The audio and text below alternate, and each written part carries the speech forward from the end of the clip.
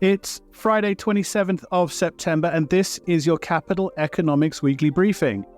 I'm David Wilder. Coming up, what's happening in the US housing market and what would a Kamala Harris presidency mean for prices? But first, Group Chief Economist Neil Shearing is back again with me to run through the week's big news and look ahead to the coming week. Hi there, Neil. Hi, David. I mean, given what's been going on, we've usually begun with US jobs and inflation and the Fed and what Powell and Co have done, but they've shown their hand. They've done their 50 basis point cut. And frankly, the real action this past week has been China. So I'd like to start with that. It was described as a stimulus bazooka. Some in the market clearly like it. A shares are up around 15% on the week. But what do you think all of these announcements mean in totality? Are they enough, do you think, to change what has been a fairly grim narrative about China's economy? Well, let's run through what they've actually done first, and then we can talk about the consequences. On Tuesday, we had this announcement of monetary stimulus. Back then, we said we thought it fine as far as it went, and it was coordinated across different parts of government, so it looked like a bit of a break from the past. But we really needed fiscal support to move the dial. And then you wind the clock forward 48 hours, and lo and behold, we get a statement of intent around fiscal policy from the Chinese leadership after a Politburo meeting.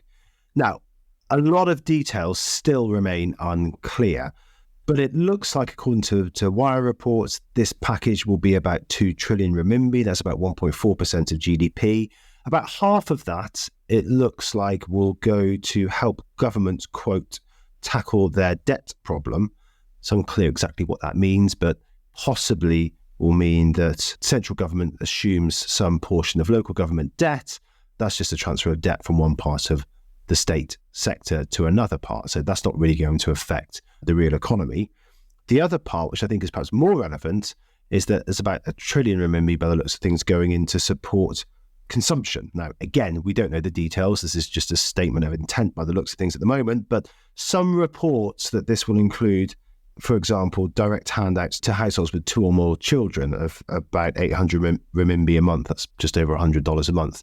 That's a big break from the past where we've seen this kind of aversion to welfarism. So a lot of details unclear, but potentially a break from the past in terms of the measures that are being adopted and the types of measures that have been adopted. Now, what does all this mean in practice? Well, we had been factoring in a pickup in Q-on-Q growth, quarter-on-quarter growth over the first half of next year. I think this lens supports the idea there will be a bit of a cyclical pickup in China over the first half of 2025. It's possible that that cyclical pickup might be a bit stronger than we are currently anticipating, but the devil will remain in the detail on some of these policies. It could add 0.4% to GDP over 2025, as according to our China team's estimates. But I think some of the coverage of this has gone a bit over the top. I've seen some people refer to this as China's whatever it takes moments, kind of invoking Mario Draghi in the ECB. I think that goes a bit far, not least because there's still these substantial headwinds to China's economy over the long term, which have not really been addressed. So not a whatever it takes moment, but certainly something that's going to help growth over the next 6-9 months. It's telling, isn't it? The week began with a senior Beijing economist calling for a 10 trillion renminbi stimulus package directed at things like housing and healthcare, which I suppose that would have been major stimulus. This perhaps not so much. But going back to that point about this not being a whatever it takes moment, because it does seem like one of the most important takeaways here is the apparently coordinated nature of all of these announcements. You know, we've had relative silence from the leadership for months as the economy has atrophied. Now suddenly you've got monetary loosening, you've got lower mortgage rates, you've got stock market interventions, these reported plans for direct payments to households. So does this then suggest that if it's not whatever it takes, that at least the leadership is now far more attuned to the fact that the economy is in trouble, that it does need direct help? Well, it certainly is the case, as you suggest, that the leadership has broken their silence on the economy. And it does, the coordinated nature of some of these measures does represent a break from the past, and I think does probably reflect the fact that the leadership is becoming increasingly concerned about the trajectory of the economy. With all that being said, another key part here is that it's not just the fact that some of these measures were coordinated. I think some of them genuinely do appear at face value, at least, to represent a break from the past in terms of a shift in thinking in terms of the approach to policy support. So in particular, the potential of transfers to households, direct transfers to households. Now, we don't know much about the detail of this policy. We don't know if it's a one-off payment, if it's going to continue for a year, if it's going to be permanent, whether it's households with 2 or more children for the time being, but then could be extended. There's a whole load of questions that we don't know the answer to. But at face value, it does look like a different type of policy and approach to what we have seen in the past. So yes, I think that becoming more concerned about the trajectory of the economy and potentially a subtle shift in the types of policies that are being used to tackle that. But really noticeable that there's still relatively little to deal with the really big structural problems at the heart of China's economy that we've talked about at length on this podcast, and which our China team have written about at length too. So what does it all mean? I think it means that it probably is helpful for growth over the next quarter or so, like I say, but I struggle with the idea that this is a kind of whatever it takes moment, a kind of a watershed moment for China's economy where there's going to be a whole raft of reforms that suddenly lead to a structurally much faster pace of growth over the long term. Okay, and I will add some of those key reports that you've referenced there in the podcast notes that our China team have put out. But let's get off China and onto this whole DM inflation central bank question, because things do seem to be looking a bit more contentious in Europe, aren't they? We've got Eurozone member state inflation trickling out, a couple of releases today. We've got region-wide data this coming week. There's lots of attention on these releases because they're coming out against the backdrop of a deterioration in the activity data. Some of that's been looking pretty ugly. We've got an ECB meeting on October 17th as well. How do you think all of this is going to play out? Yes, you're right. The past week has been notable for two things. One is that the data that we've had from the US, I think, have been pretty encouraging on the real economy. The surveys that we've had from the Eurozone, goodness me, they've been pretty ugly. So if you look at the PMI, that's now pointing towards a fall in GDP in Q3. The IFO survey from Germany, that's suggesting a pretty substantial fall in output in the third quarter of this year. Now, as it happens, the IFO has not been the best leading indicator of economic growth in Germany for a while, but the PMIs, which have a better track record, the composite PMI there, pointed to a fall of 0.3, 0.4 Q-on-Q in the third quarter. And then we're speaking on Friday. We've just had inflation data out of Spain and France, both weaker than expected. Put that together, and it looks like Eurozone inflation is going to fall pretty sharply below 2% in the September numbers when that's released over the coming months. So lots for the ECB to think about here. Weaker growth, inflation seemingly falling pretty sharply. And Isabel Schnabel giving a speech earlier this week where she essentially said that the Eurozone economy was stagnating and there was increasing signs, quote, of economic softening. So all of that means that potentially a rate cut, I think, looks a bit more likely in October. We're not forecasting it yet. On balance, we don't think there's been such a substantial deterioration in some of the incoming data to warrant a rate cut when policymakers had flagged essentially they were going to stay on hold in October. But it's a knife edge call, and even if they don't cut in October, we think they're going to cut again later this year. There's interesting parallels, really, aren't there, between what's happening in China and what's happening in parts of Europe. In China, they've trimmed some key interest rates this past week, and the response has very, very much been, well, that's not going to fix these structural issues in the economy. And that's kind of the same story for Germany as well, isn't it? The fact that the ECB is loosening policy isn't going to suddenly revive the German economy, given the problems that have been going on there. Yeah, I think that's a really, really important point, that not all of the softness in some of the Eurozone activity data is about weakening demand and demand pressures. Some of it is about problems on the supply side. And there's not a great deal the central bank could do about that. The monetary loosening is not going to fix those problems. What's more, that weak growth is not necessarily going to come alongside substantially weaker inflation pressures either, because it's being driven by supply problems rather than weak demand. So yes, you're right. There are some parallels between what's happening in China and what's happening in the Eurozone. Clearly, there's many differences as well. But one of the parallels is that at least some of the problem is about structural issues on the supply side of these economies rather than weakness of demand. What about the UK? Because there's growing speculation about what Rachel Reeves is going to announce at the end of next month in her first budget. That October 30th statement to the House of Commons is already a big focus in the market, certainly judging by the volume of client questions we've been getting about this. So here's an anniversary to mark. I think Sunday is 2 years since Kwasi Kwarteng told the BBC that his mini budget was, quote unquote, just the start of tax cuts. How do you think Rachel Reeves is going to mark this anniversary?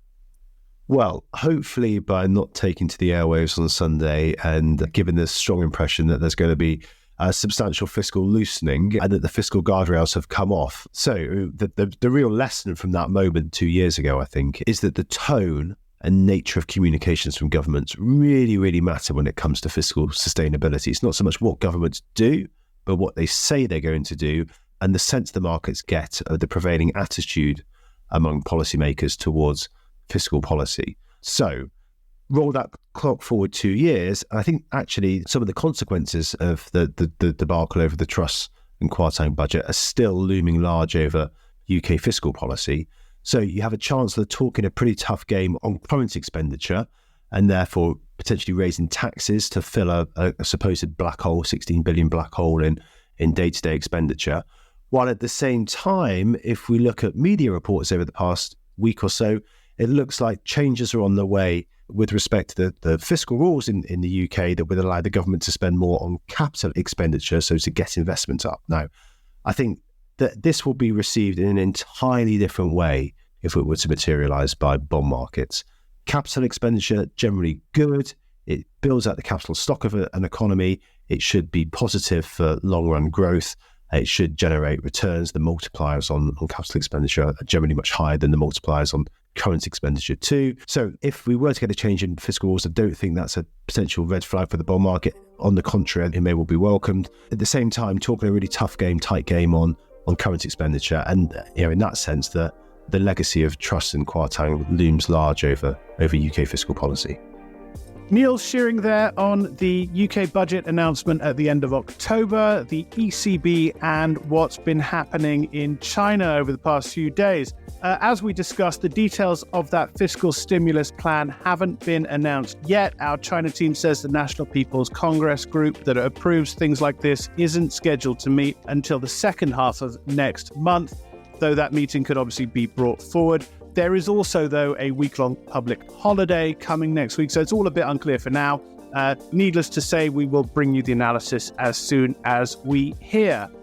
On the UK, we've set up one of our key issues pages around the budget statement. Key issues are special collections of the most important analysis on big macro and market topics, but you'll also find links to events on them, you'll find relevant data resources and much more. I'll link to that UK budget page in the podcast notes. On Germany, our Europe team had a report out over summer on the economy's structural problems. I will add to that. It really does capture what the next decade is going to look like in growth terms. This coming Wednesday, Andrew Kenningham, who wrote that report, is doing a drop-in on recession risks in Europe and the US with Stephen Brown from our US team. That 20-minute online briefing will also include a demo of our economic momentum indicators, which have been designed to help you spot recessions. I will add registration details to the podcast notes. I'll also add a link to the economic momentum indicators in case you haven't seen them yet. Now, there have been many weird things going on in the post-pandemic global economy, as our economist team frequently discuss. And one of these is the US housing market, where prices have been rising even as mortgage rates have surged to generational highs. That's been because of a supply problem, but it's one that finally seems to be shifting. Thomas Ryan, our US housing lead, thinks it's going to have implications for where house prices go. He spoke to colleague Olivia Cross earlier this week, just hours after the Kamala Harris campaign released its economic plan. And here's that conversation now, beginning with Thomas, who talks about what's been going on in the market. It's been quite an unusual market for quite a while now. And that's because house prices have been on this pretty good run, despite the fact you've seen interest rates and mortgage rates spike, which obviously goes against the theory. But that's because while demand has collapsed, as you'd expect, the drop in supply has been larger. And by supply, I mean sort of people listing their home for sale. So why is this the case? It's because the US housing market is undergoing this sort of effect, if you like, called mortgage rate lock-in, which is fairly unique to the US. Because in the US housing market, not only do homeowners lock in their mortgage rates for 30 years, so for the entire lifetime of the property, you also can't port your mortgage in the US. So if you sell your home to buy another property, you have to give up that mortgage rate and refinance a much higher rate than you're currently paying. So in reality, what that looks like today is you're giving up that potentially 3-4% mortgage rate that you locked in during the pandemic and assuming a much higher rate of sort of 6 or 7%, which you can get out there today, which creates obviously quite a large disincentive for people to move. So what that's done is it has meant that the market has been practically frozen. Home sales slumped last year to their lowest level since 1995. But at the same time, it hasn't weighed on house prices just because supply has been so tight. So 2022 and 2023 were pretty solid years for house prices, even though mortgage rates were rising quite sharply. So that's where we're at. Sellers are and have been firmly in the driving seat, but that does appear to be coming to an end. So more people are choosing to list their home for sale now. Housing is obviously a very life event-driven thing. People have to move, get a new job, divorce, death, etc. But at the same time, demand's still extremely weak. So that means properties are sitting on the market for longer. Sellers are having to revise what they can actually get for their property. And you can see that on the data. 20% of homes on the market currently are listed with a price cut, which compares to sort of historical average closer to 10%. So we've seen a string of softer house price gains recently on the back of that. And the leading indicators suggest more is to come. So we felt it was the right time to lower our house price forecast for this year to 3% from the 5% we previously penciled in. Okay, so obviously not great news for sellers there, but it sounds like there could potentially be some positive for buyers who maybe have been struggling with stretched affordability and wanting to jump into the market. I mean, do you think buyers can expect to see slower house price growth or potentially even falls?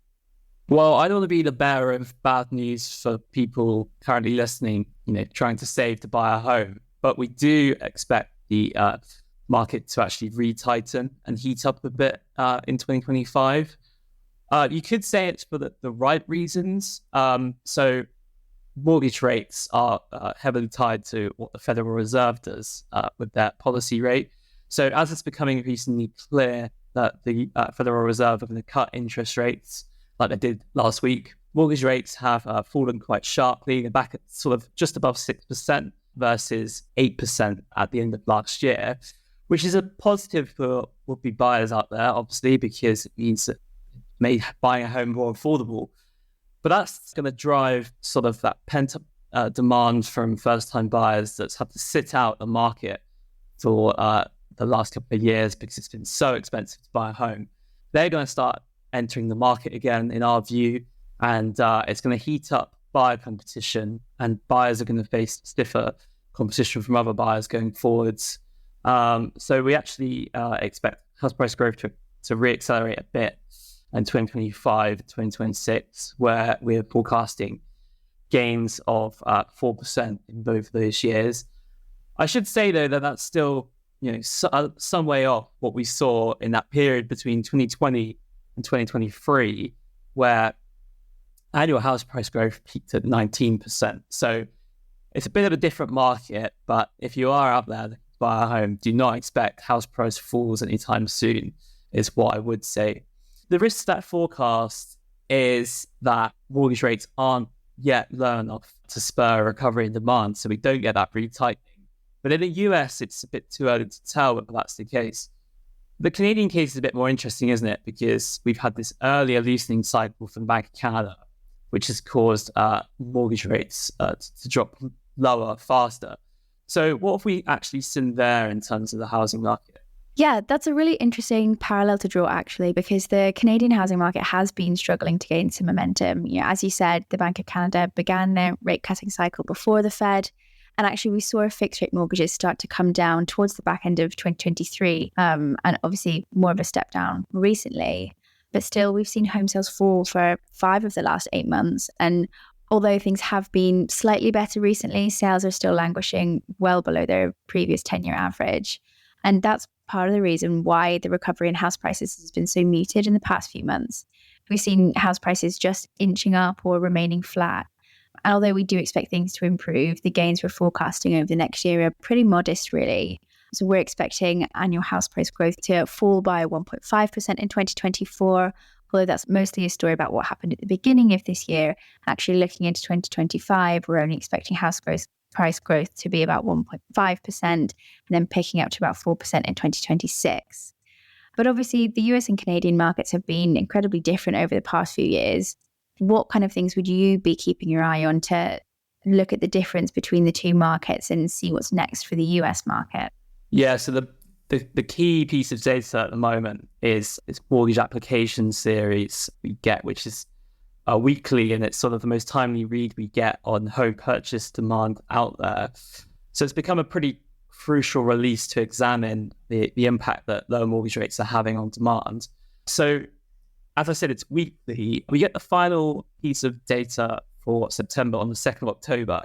So all eyes will be on that. At the moment, it seems like that home purchase demand was stronger in September, which is encouraging for our forecast. But we need to see further months of stronger home purchase demand to be more confident in our assessment that the market's going to re-tighten in 2025 and 2026. Obviously, going forward, the election could also have a big impact on the housing market in the US. We had Kamala Harris release some more information on her economic plan recently. Was there anything interesting in there for the housing market, do you think? Yeah, so there was quite a lot in there, actually. I mean, housing seems to be quite a big part of the Harris-Walz economic platform. Although I'd suggest that her policies are somewhat at odds with each other. In particular, her plans to offer $25,000 in down payment assistance to first-time buyers and even more assistance to first-generation home buyers whose parents didn't own a home. In the short term, that is going to just sort of bump up house prices because you've got this supply-constrained market. That down payment assistance is going to persuade and a lot of people currently out the market, first younger people, to enter the market, and that's going to drive up stiffer buyer competition and house prices. So it's actually going to do the reverse to what her aim is, which is to make housing more affordable. To her credit, she is got big plans for home building. So the big sort of fundamental issue with US housing the US housing market in terms of affordability is that there's just this structural shortage of homes out there. Estimates vary, but it's probably around 3 million, maybe a bit more. And yeah, like I said, there are plans in there to build a lot of homes. In particular, she plans to build an additional 3 million homes over the next 4 years on top of what is already being built, which is a step in the right direction, and in the longer term could have the potential to bring down prices and improve affordability.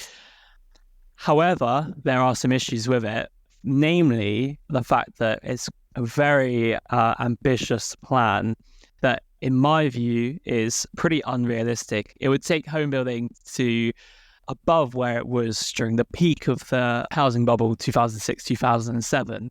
And the current home building supply chains are just not ready to deal with that sort of ramp up in construction.